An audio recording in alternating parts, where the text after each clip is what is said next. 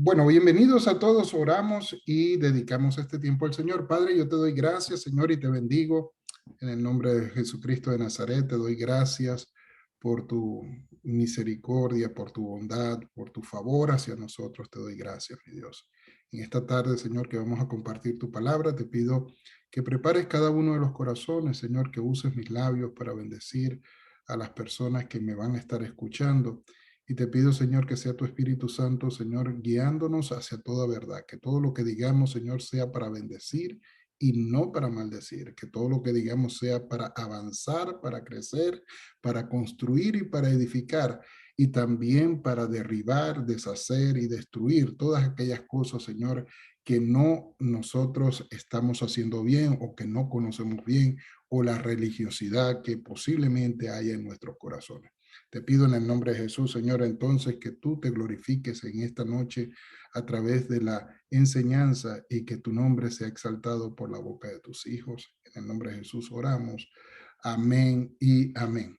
Bueno, estaba dando tiempo para que llegaran las personas, ya se están conectando, están todavía allí siguiendo todos los que están en el discipulado. Hoy quiero darle la bienvenida, por supuesto, a todos los que están allí con el pastor David Bolívar en Venezuela. Ellos están reunidos en casa del pastor y están viendo la transmisión del día de hoy, y el pastor David tuvo a bien de invitar a sus amigos, sus hermanos, sus colaboradores para que escuchen la palabra del Señor.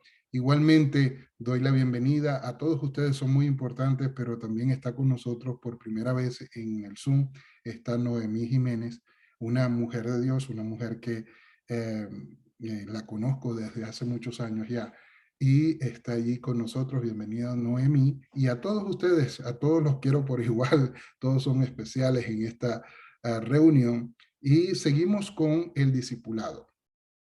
¿Por qué el discipulado? ¿Por qué estamos haciendo el discipulado?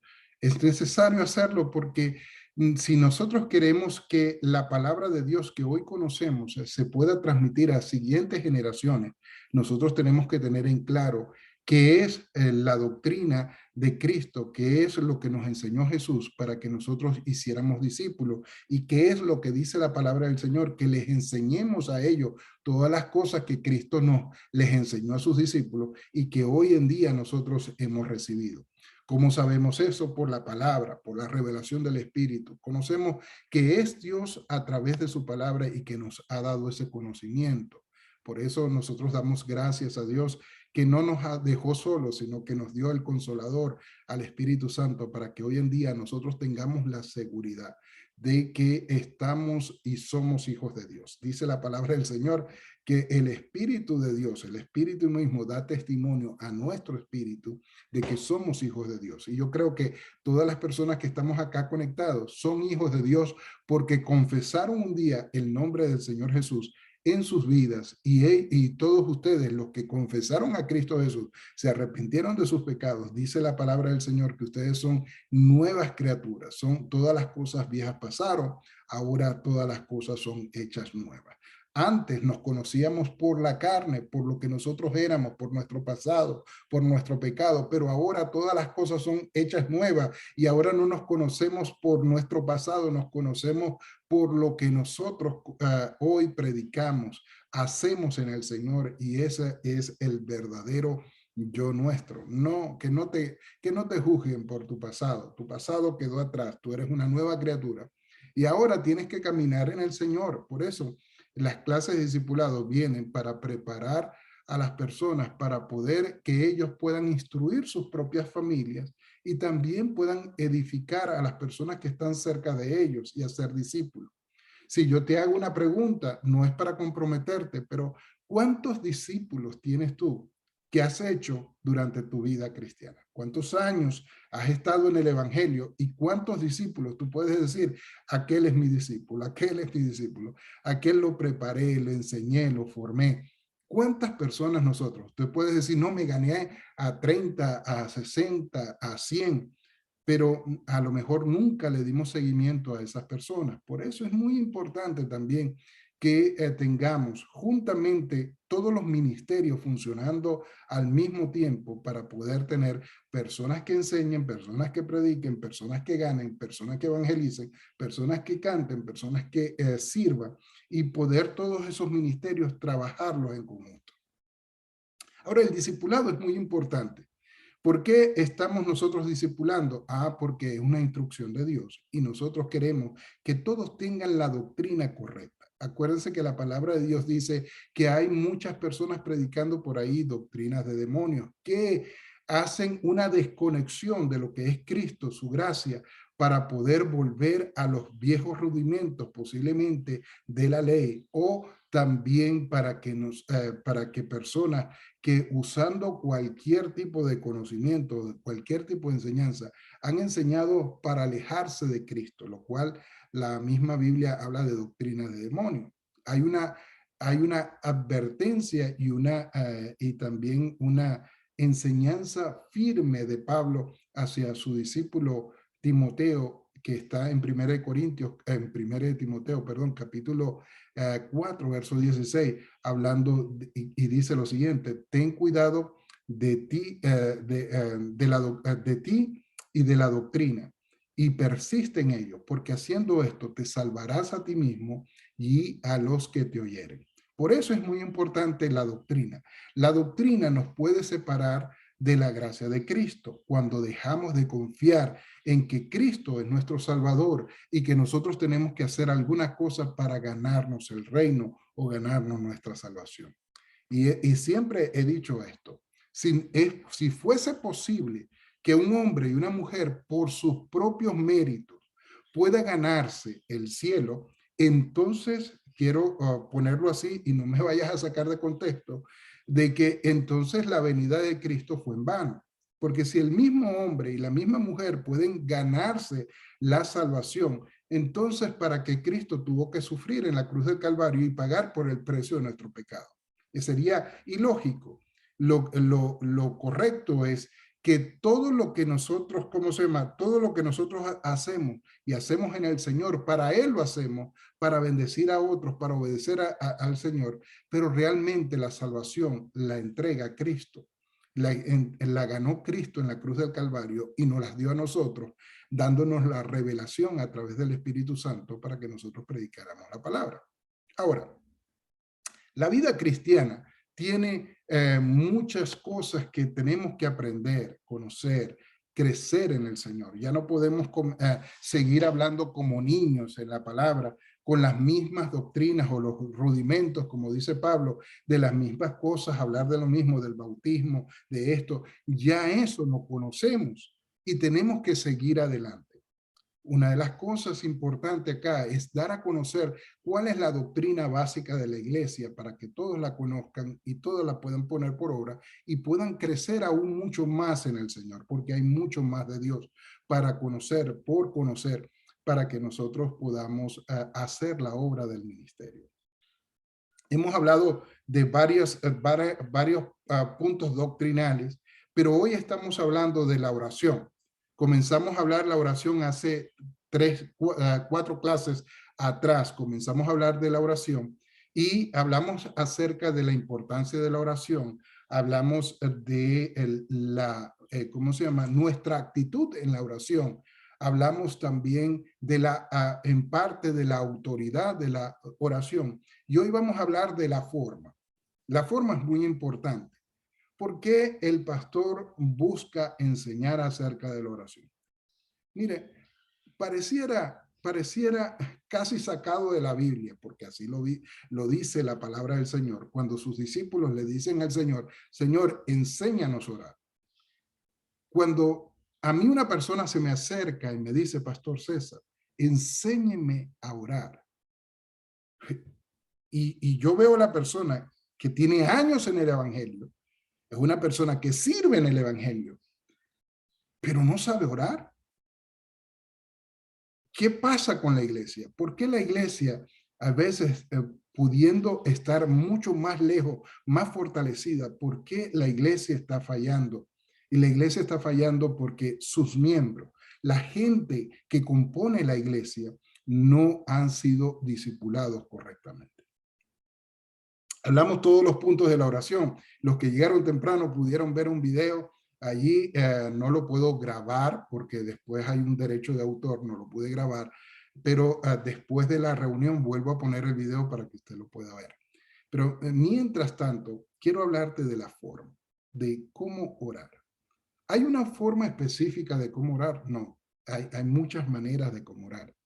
De rodillas, de pie, sentado, manejando, cocinando. Usted puede orar en todo momento. Es más, la Biblia dice que oremos sin cesar. Y esto no habla acerca de que todo el día voy a estar orando de rodillas o todo el día voy a estar sin más nada presente.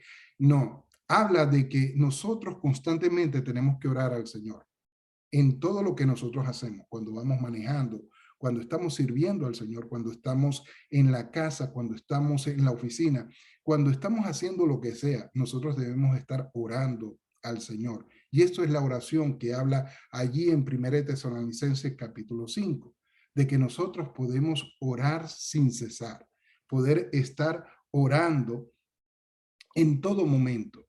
La Biblia nos habla que hay momentos específicos que ah, se nos confronta a saber si vamos a hacer lo correcto o no. En la palabra del Señor, en el libro de Daniel, encontramos uno de los hechos más importantes que nos indica a nosotros que no importando las amenazas, la burla, la persecución, nosotros tenemos que orar, porque debe ser algo que no tomado religiosamente, pero algo que debe ser constante para nosotros y no dejarlo. La oración es muy importante para todos los cristianos para que se fortalezcan en el Señor. Y Daniel en el capítulo 6 nos habla la palabra, y quiero leerte este pasaje de la palabra, que es muy lindo, ¿no? Que hablando acerca de Daniel, vemos en la palabra en lo siguiente: habían sacado un edicto que cualquiera que orara a otro Dios que no era el Dios de Babilonia o se sometiese al rey de Babilonia, entonces iba a ser muerto. Y mira lo que dice la escritura. Cuando Daniel supo que el edicto había sido firmado, o sea, ya él tenía conocimiento, entró a su casa y abiertas las ventanas de su cámara que daban hacia Jerusalén, se arrodillaba 3 veces al día y oraba y daba gracias delante de su Dios como lo solía hacer antes. Daniel no es que se rebeló al gobierno, al edicto, sino que era una costumbre de Daniel. Sabía que para mantener esa comunión con Dios tenía que mantenerse en oración. ¿Quién era Daniel? Uno de los muchachos que habían sido deportados de su, dice la Biblia deportados, pero realmente fueron capturados en su país natal, donde ellos estaban, y fueron traídos a Babilonia como esclavos. Pero Daniel, junto con otro grupo de personas, fueron seleccionados por el rey para que fueran las personas que sirvieran de consejero, para que encontraran alguna virtud en ellos que para poder crecer como reino. Y Daniel fue encontrado allí. Y Daniel, que tenía la oportunidad de poder disfrutar de todas las bendiciones del reino, Daniel se mantuvo en santidad para el Señor, como lo dice la Escritura, y él se mantuvo con la enseñanza que recibió de sus padres, la enseñanza que había en su pueblo, y también recibió la enseñanza de los sacerdotes y la mantuvo. Él no cambió, no importando la circunstancia donde estaba, él se mantuvo en santidad y se mantuvo haciendo lo correcto. Una de las cosas que llevó a Daniel a hacer esto era la oración. Sin oración no hay unción del Espíritu. Sin la oración no hay fortaleza espiritual.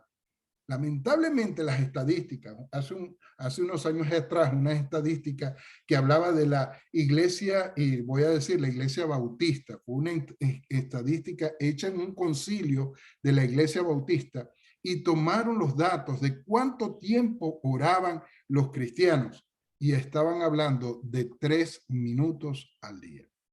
Imagínate. ¿Cómo puede existir presencia del Señor en el pueblo cuando estamos hablando de 3 minutos al día? No puede ser. El hombre cristiano debe orar, como te dije al principio, sin cesar. Tiene que tener más tiempo de oración. Debe anhelar la oración, debe desear la oración, debe esperar el tiempo de la oración, anhelarlo como si fuera la comida. La oración es muy importante para el cristiano. Pero la iglesia manifiesta la debilidad que hay por la carencia de oración y la carencia de los ministerios, de la iglesia misma, en poner y prestar atención en esto tan importante para el evangelio, que es la oración. Es la única manera que tenemos relación con Dios, con la oración. Cuando hablamos con Él, cuando nos comunicamos con Él, es necesario la oración. Pero no importa cómo nosotros hagamos la oración, sea de rodillas, en pie, sentado, de todas formas Dios lo recibe.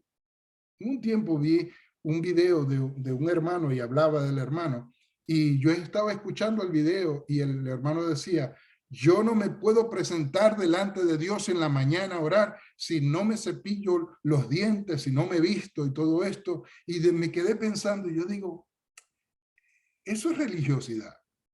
Y le voy a explicar por qué. Porque a Dios no le importa si estás a lo mejor en calzoncillo y estás orando. Dios te quiere escuchar a ti lo que hay en tu corazón. Dios te conoce a ti. Dios sabe lo que hay en tu corazón.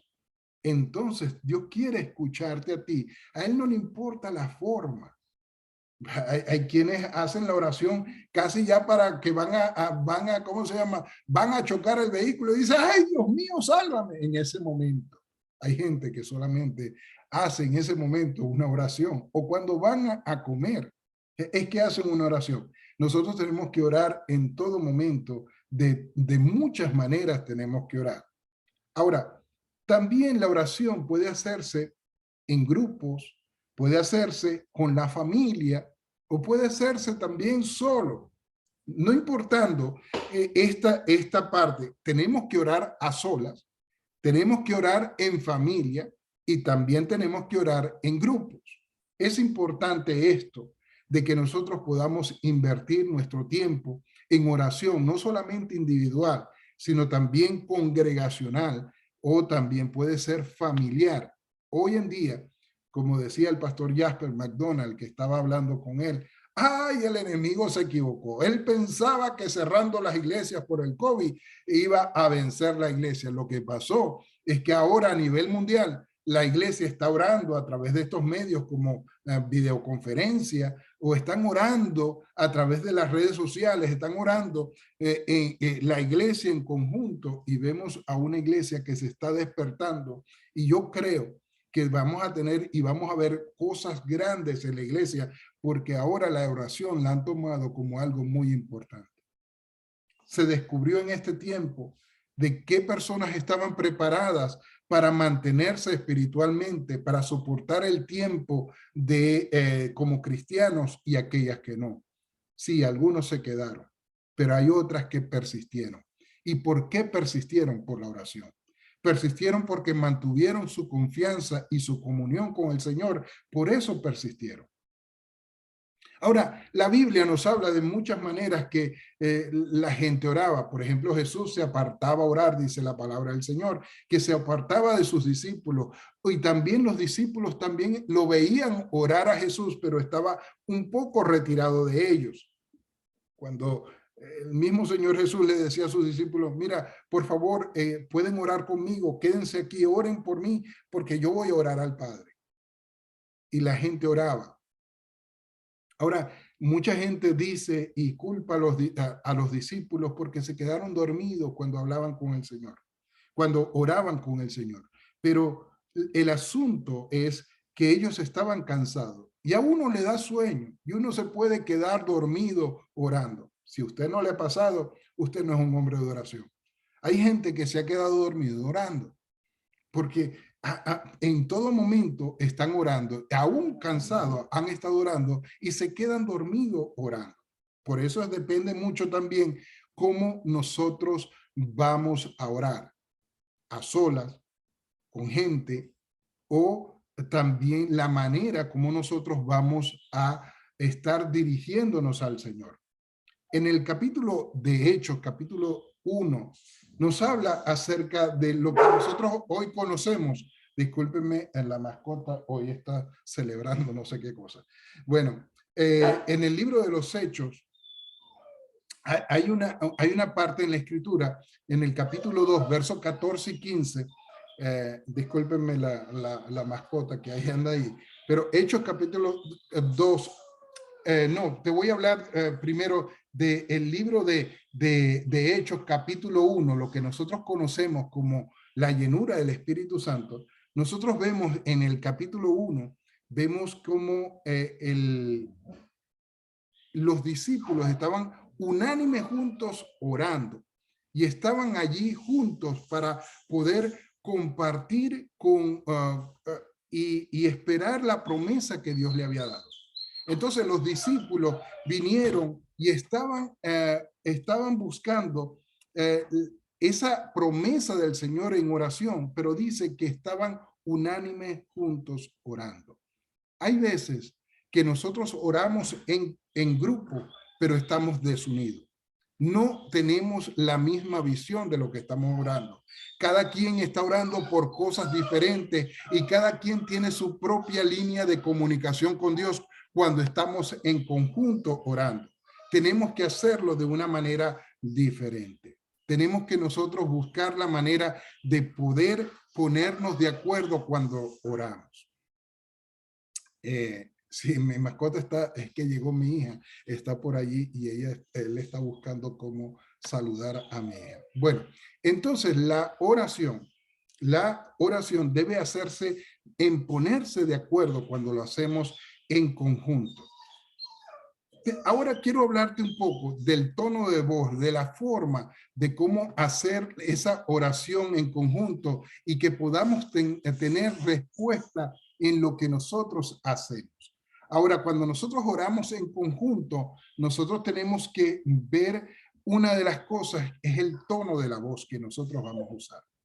Una de las cosas que el tono de la voz infiere en el grupo de oración, cuando estamos nosotros en conjunto y oramos en conjunto, tenemos que tener una persona que nos esté liderizando o esté liderizando esa oración que nosotros estamos haciendo.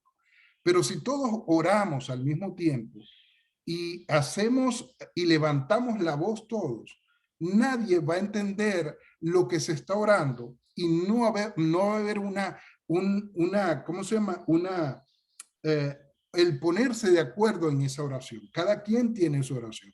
Y allí comienzan los tonos de la voz, cómo nosotros vamos a orar. Cuando hay una persona que está orando y está liderizando la oración, la persona que está al lado está afirmando y reafirmando lo que la persona que está orando está diciendo. Y hay personas que ayudan al que está orando, hablando de cosas que vienen a la mente, puestas por el Espíritu Santo, para que el que está orando también dirija la palabra de esa manera. Pero yo no sé si usted lo ha escuchado o lo ha vivido, que cuando están reunidos orando, todo el mundo levanta la voz y se convierte como si fuera un gallinero donde están orando todos juntos. Nadie se entiende y empiezan todos a levantar la voz, unos más altos que otros, para que sean oídos, y hay una competencia. Y en vez de hacer una oración ordenada, tenemos un gran desorden. En una oportunidad, yo llegué a un cuarto de oración donde estaban unas personas orando, y en ese momento todos estaban orando y empezaron a levantar la voz. Y yo me quedé callado mirando cómo se estaba desenvolviendo el asunto. Y empezaron a hacer una guerra espiritual y empezaron todos a gritar. Y empezó, yo digo, mira, ya empezó a salir el enemigo, salió ahí los espíritus inmundos, los principados están saliendo, estoy diciendo esto, hasta a Dios le gritaron ellos, porque todos estaban gritando y nadie estaba dirigiendo la oración como lo tenía que estar haciendo un líder en ese momento para orar. Un líder tiene que saber delegar, tiene que saber asignar a personas para orar, porque hay personas que pueden matar el espíritu orando. Hay personas que estamos en un ambiente de oración, a lo mejor de intercesión, de guerra espiritual, pero ponemos a alguien a orar y esa persona no se le escucha la voz. Por eso otros levantan la voz y hay un poco de desorden. Necesitamos también desarrollar este ministerio de la oración. La oración también se puede convertir en un ministerio. Y es el ministerio donde podemos enseñar a otros a cómo relacionarse con Dios, a cómo tener esa comunión con el Señor. Tenemos que enseñarle nosotros a la gente a orar, pero evitando el desorden que lo puede hacer una mala programación de la oración. Hay gente que se descontrola en la oración y esto también tiene que ver con dónde estamos. Hay gente que le gusta ser exhibicionistas en la oración. La palabra del Señor nos dice que nosotros oramos entrada a la puerta, cerrada la puerta de nuestra habitación, estemos ahí en la presencia del Señor y lo que nosotros oremos en privado, el Señor nos va a honrar en público. Sí, eso lo dice la palabra, pero también vamos a estar con gente orando y dependiendo del lugar debemos tener en cuenta lo que la gente va a pensar, cómo nosotros atraer a la gente. Ustedes me han escuchado orar a mí por más de un año. Estamos orando en la mañana. Y quiero que usted haga memoria durante todo este año orando. ¿Cuándo usted en la oración me ha visto hablar en lengua? Y usted dirá, Pastor César, es que usted no tiene el don de lengua. Yo lo tengo. Pero usted nunca me ha visto orar en lengua. ¿Sabe por qué? Porque tiene que ver del lugar, la forma de cómo lo vamos a hacer. Hay momentos que vamos a tener que hablar en lenguas, a hacer una oración en lenguas, pero hay necesidad de que haya una revelación de esas lenguas para que todos podamos ser edificados. Si solamente hablo en lenguas, comienza lo que es la exhibición. Lo que pasa es que hay falsas creencias en la oración y dicen que aquel que habla en lenguas es porque el Espíritu Santo está allí. No, todos nosotros podemos tener diferentes dones, aun cuando no tengas el don de lengua, puede ser que el Espíritu Santo esté en tu vida y tengas dones de profecía, tengas dones de servicio, tengas dones de ciencia, tienes dones de revelación, tienes dones, diferentes dones de sanidad. El Espíritu Santo está ahí presente. El tono de voz o el hablar en lengua no quiere decir que Dios está allí. La clase pasada nosotros vimos acerca de estas personas que llegaron a orar y Jesús los evaluó orando. Uno llegó con altivez diciendo, gracias te doy, Señor, porque yo no soy como estos pecadores. Gracias porque yo ayuno tanto tiempo. Gracias porque yo te busco, porque yo ando en santidad, porque yo hago esto. Y dice la palabra de Dios que él estaba orando solo. Dios no estaba allí, pero estaba una persona calladita, tranquila, alejada, dándose golpes en el pecho y pidiéndole perdón al Señor porque él sabía que era pecador. Y Jesús dijo que ese hombre que estaba allí lejos, calladito, ese fue justificado a su casa, más el otro no. Nosotros tenemos mala impresión y nos han enseñado mal. Cuando empezamos a orar, nos entra el espíritu pentecostal que muchos de nosotros tenemos y empezamos a alzar la voz. Pero la gritería, el salir de lo que es correcto, normal, nos lleva a nosotros a exhibirnos para pensar qué van a decir de mí. Si esto te ha pasado a ti, tienes que salir de esto. No es lo bien que tú oras o que te aplauden lo bien que tú oras, sino la comunión que tengas con el Señor. Entonces, alzar la voz no es sinónimo de autoridad y alzar la voz tampoco es sinónimo de presencia. El usar dones espirituales no es tampoco sinónimo de presencia, porque hay gente que se mueve en el don, más no en el espíritu. Vuelvo y lo repito, hay gente que se mueve en el don, mas no en el espíritu. Y uno sabe cuando el Espíritu de Dios está allí. Y no es porque se te levantan los vellos de la piel. No, no, no, no. Uno sabe cuando Dios está allí porque la presencia de Dios se siente. Y hay revelación de Dios. Hay comunión, hay paz. Hay un orden de Dios. Ahí está Dios. Recuerda el pasaje de Eliseo. Cuando estaba metido en la cueva, vino un terremoto y Dios no estaba ahí. Vino un fuego ardiente y Dios no estaba ahí. Vino un gran viento y Dios no estaba ahí. Dios estaba en el silbido apacible. Ahí estaba Dios. Entonces no hay una relación directa entre levantar la voz con la autoridad ni levantar la voz con la presencia del Espíritu Santo.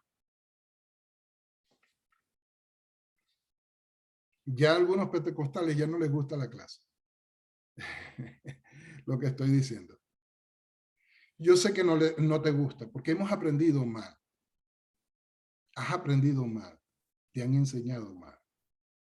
Hay veces la presencia del Señor no está en esa explosión. Hay gente y en ministerios enseñan esto, levantar la voz, orar en lenguas, que haya un gran vocerío para dar la impresión que el Espíritu Santo está allí y el Espíritu Santo no está. Hay quienes tienen don de revelación, don de discernimiento y tienen conocimiento cuando Dios está en un lugar y cuando Dios no está en un lugar.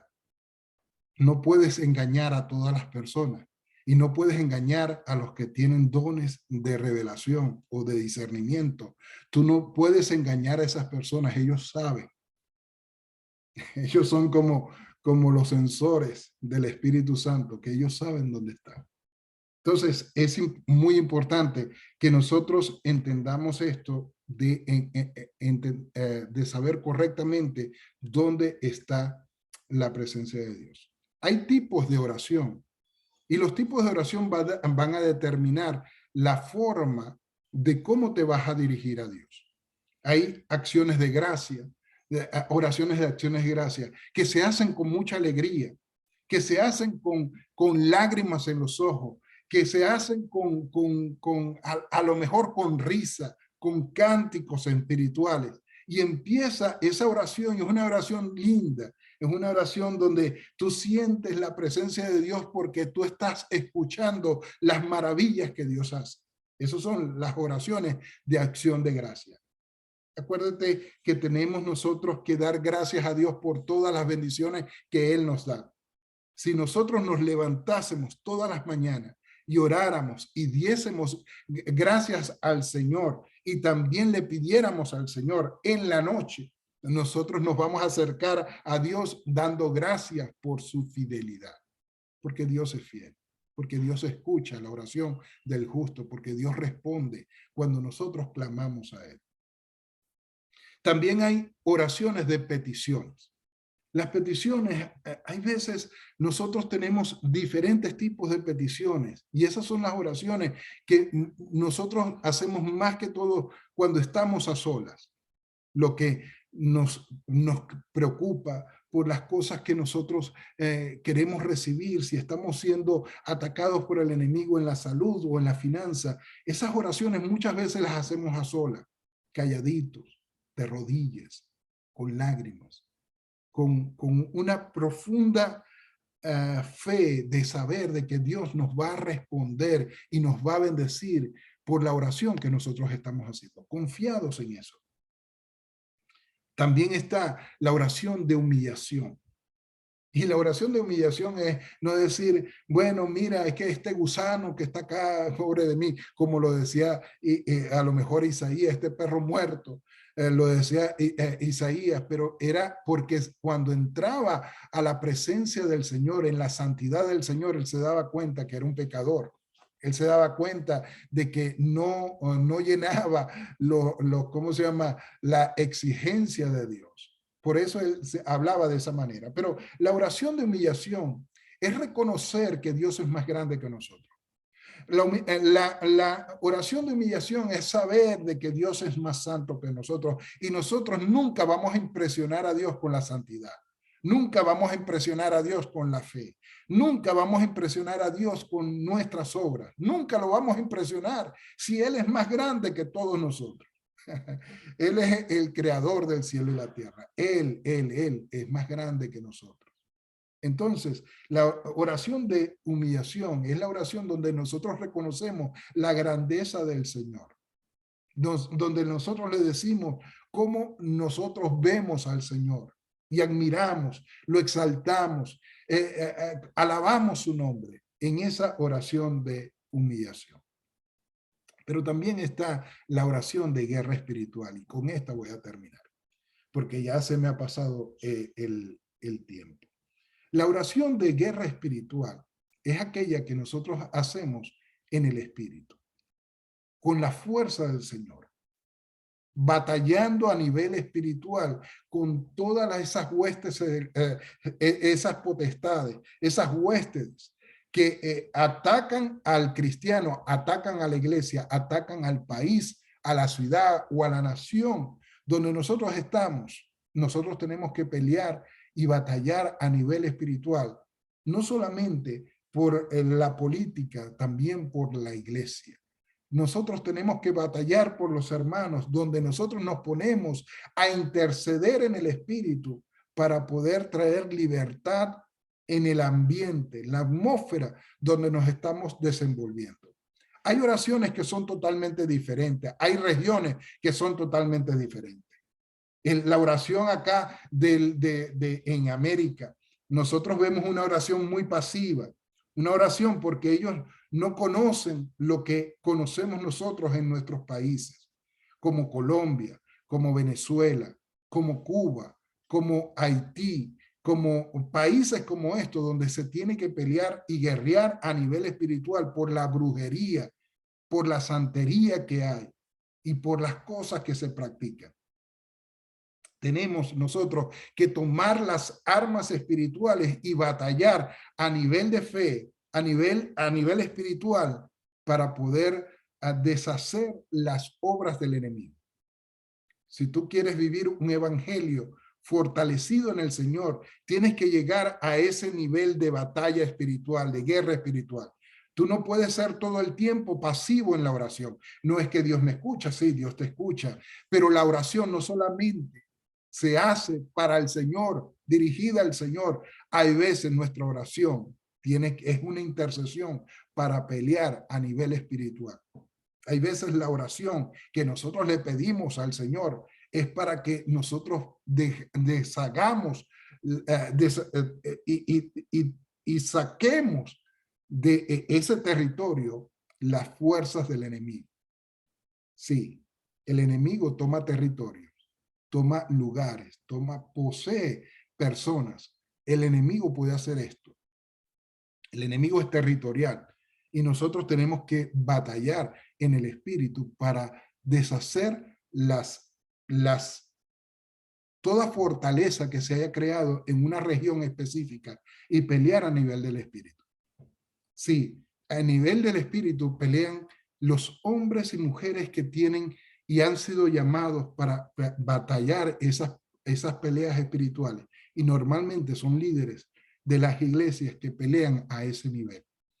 Pero hay personas, hay ancianitas que nadie las conoce en la iglesia, pero son grandes intercesoras por la iglesia, por los ministros. Y estas personas pelean a nivel espiritual por ellos. Así como Pablo mismo decía allí en este Efesios capítulo 6, versos 10 al 20, no te lo voy a leer porque no tengo el tiempo, pero esta mañana lo leíamos en la oración. Pablo le dice a la gente y le dice que oren por mí a fin de que cuando yo abra la boca me sea dada palabra para dar a conocer con denuedo el ministerio del evangelio. Y explica el por qué Pablo habla acerca de una guerra espiritual y de la armadura de Cristo, como lo ve Pablo. Pablo estaba preso mirando a soldados de romanos y viendo cómo ellos se vestían y él los describía a nivel espiritual, porque Pablo veía que Todo cristiano debe ser un guerrero espiritual y tenemos que interceder por la iglesia, por los ministros y por el territorio donde nosotros ocupamos. El no saber esto, el no usar estas herramientas, nos dejan a la merced muchas veces de lo que el enemigo haga. Tú tienes la autoridad de Dios para pelear por tu casa, por tu vida, por tu familia, por tus generaciones, por tu ciudad, por tu iglesia, por tu congregación. Tú tienes esa autoridad y hazlo por tus ministros. Ora por ellos, intercede por ellos, porque este ministerio es muy lindo, el de la batalla y de la guerra espiritual. Nosotros tenemos que ahondar en este asunto y a lo mejor voy a hablar un poco más de este tema más adelante, pero también hablando de la forma, y se me escapaba este punto, también es el uso excesivo cuando oras. Fíjate, hay veces nos han enseñado a nosotros a repetir la palabra del Señor. Y el video que yo puse al principio era para terminar con ese video el día de hoy. Hay veces cuando nosotros oramos, nosotros tenemos una forma, como hemos aprendido, de esa manera oramos todo el tiempo y no salimos de esa forma. Hay gente que piensa que orar recitando toda la palabra del Señor es bueno. Y por supuesto, recitar la palabra del Señor es bueno. Pero ¿por qué le vamos a recitar la palabra del Señor a Dios cuando oramos, cuando Él la conoce? ¿Saben la diferencia entre una persona que sepa usar la palabra del Señor en la oración y el que no la sabe usar? Porque el que no la sabe usar la va a repetir nada más, pero no la vive.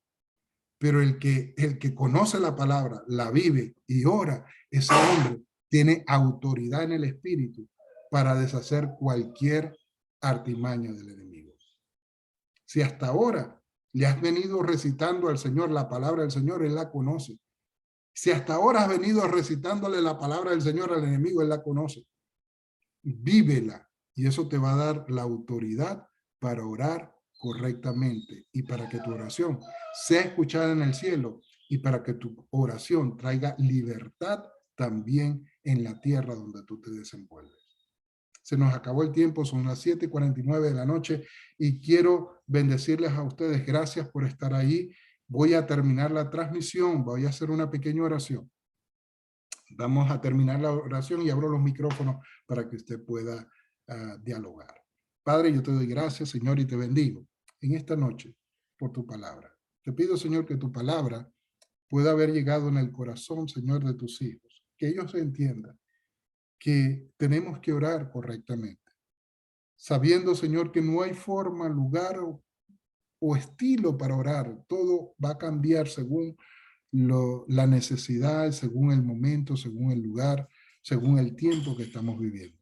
Te pido, Padre, en el nombre de Jesús, que todos, Señor, nosotros podamos orar como así tú enseñaste a tus discípulos a orar y que nuestras oraciones puedan llegar al cielo sin ningún estorbo. Que nosotros aprendamos, Señor, que tenemos que usar la Biblia para orar, pero para vivirla, para tener esa autoridad, Señor, y llegar a tu trono, Señor, con humildad de corazón, de la forma correcta, con el tono de voz correcto, para poder bendecir tu nombre. En el nombre de Jesús, Señor, nosotros oramos en esta mañana, en esta noche, y bendecimos, Señor, tu nombre, porque eres altísimo, eres sublime. En el nombre de Jesús oramos, Señor. Amén y amén. Gloria al Señor. Termino la transmisión